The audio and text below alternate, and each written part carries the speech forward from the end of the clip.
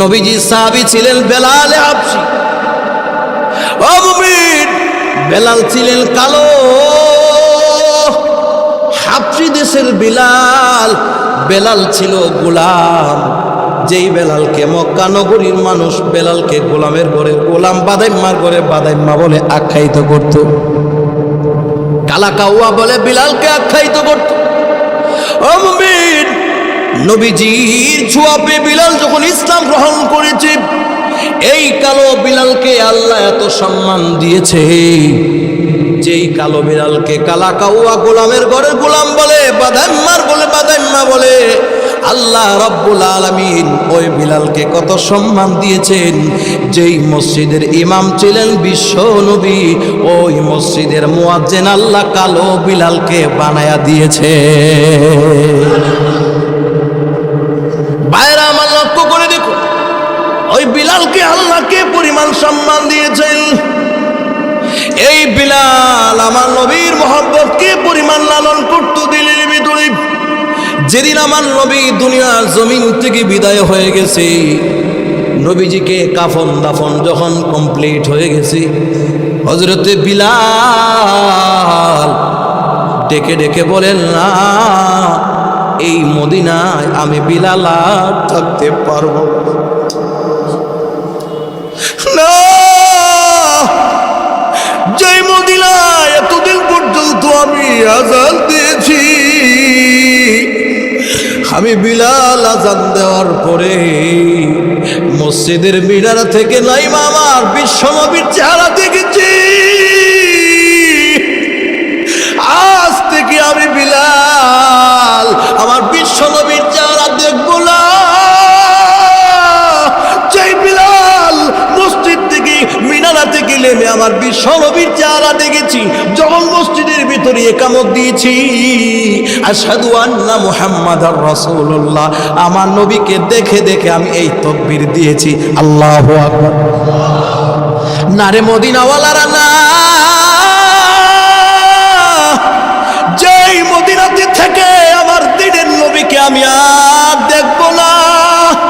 যে রাস্তা দিয়া নবী চলছে, এই রাস্তা দিয়া চললে আমার নবীর কথা স্মরণ করলে আমার কলিজার মধ্যে দাগা লেগে যায়। আমি বিলাল সহ্য করতে পারি না। ও যে মসজিদের ইমাম ছিলেন আমার বিশ্ব নবী, ওই মসজিদের ইমাম আমার বিশ্ব নবী, এই মসজিদ দেখলে, মসজিদের সিমেন্ট দেখলে, ইট দেখলে, মসজিদ দেখলে আমার নবীর কথা স্মরণ পড়ে যায়। আমি বিলাল পারবো না, এই মদিনাতে থাকা আমি বিলালের পক্ষে সম্ভব না। এমন লম্বা ঘটনা। হযরত বিলাল নবীর বিরহে মদিনা ছেড়ে দিয়ে চলে গেলেন জঙ্গলের ভিতরে। কিতাবে লেখে একদিন দুই দিন না, নবীজির ইন্তেকালের পরে বিলাল রাদিয়াল্লাহু তাআলা মদিনা থেকে 3 মাসের জন্য উধাও হয়ে গেছে। আল্লাহু আকবার। কোথায় গেছে বিলাল? ওই জঙ্গলের ভিতরে নবীর বিরহে চোখের পানি ছেড়ে ছেড়ে কান্দে। আরে যেই নবীর নোরানি চেহারা দেখে আমি আমার ধর্ম ছেড়ে দিয়ে ইসলাম গ্রহণ করেছি, যত মার পিঠ সব আমি সহ্য করেছি যেই নবীর জন্য। আমার সেই নবী দুনিয়ার জমিন থেকে বিদায় হয়ে গেছে, জঙ্গলের মধ্যে থাকে। আর নবীজির বিরহে চোখের পানি ছেড়ে ছেড়ে বিলাল কান্না করে। এরকম ভাবে দিন যায়, মাস যায়, একটা না 3টা মাস পরে ঘুমের ঘরে বিলাল স্বপ্নে দেখে, ঘুমের ঘরে স্বপ্নে আমার দ্বীনের নবী বিলালকে ডাক দিয়েছে। আল্লাহু আকবার। ঘুমের ঘরে স্বপ্নে দেখে, বিলাল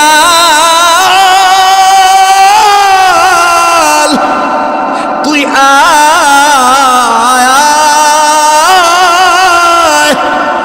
আমি নবী এই মদিনার জমিন ছেড়ে দিয়ে যেদিন থেকে রওজাতে শুয়ে গেলাম রে, সেদিন থেকে আমি বিশ্ব নবী তোর কণ্ঠের আওয়াজ আমি আর শুনতে পাই না। ওরে বিলাল,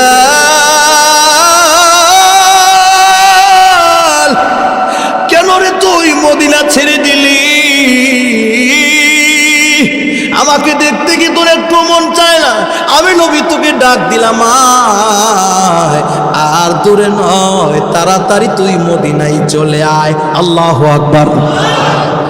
ঘুমের ঘরে স্বপ্নে যখন বিলাল, নবী বিলালকে ডাক দিয়েছে, ও মুমিন, সঙ্গে সঙ্গে বিলালের ঘুম ভেঙে গেছে। ঘুম ভাঙার পরে বিলাল বলেন, না আর জঙ্গলে থাকা যাবে না, মদিনা থেকে ডাক আসছে, মদিনাওয়ালা নবী আমাকে ডাক দিয়েছে, মদিনায় চলে যেতে হবে। এ মুমিন, মদিনার দিকে যখন, মদিনার পানে যখন বিলাল রওনা দিয়ে দিয়েছেন, রওনা দিয়ে যখন মদিনার এরিয়ার ভিতরে যখন বেলাল ঢুকেছে, ছোট ছোট মাসুম বাচ্চারা খেলাধুলায় লিপ্ত ছিল। ছোট ছোট বাচ্চারা তাকায় দেখে, ওই তো বিলালকে দেখা যায়।